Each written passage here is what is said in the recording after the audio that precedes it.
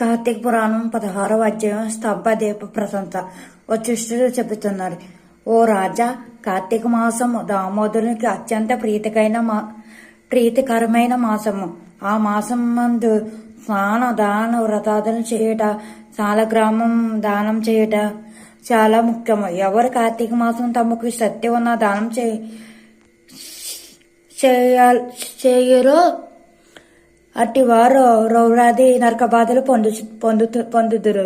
ఈ నెల దినములు తాంబూల దానము చేయవారు చక్రవర్తిగా పుట్టుదురు. ఆ విధంగానే నెల రోజులు ఏ ఒక్క రోజు విడవకుండా తులసి కోత వద్ద గాని భగవంతుడి సన్నిధి గాని దీపారాధన చేసిన ఏళ్ల సమస్త పాపములు నశించుటే కాక వైకుంఠ ప్రాప్తి కలుగును. కార్తీక శుద్ధ పౌర్ణమి రోజున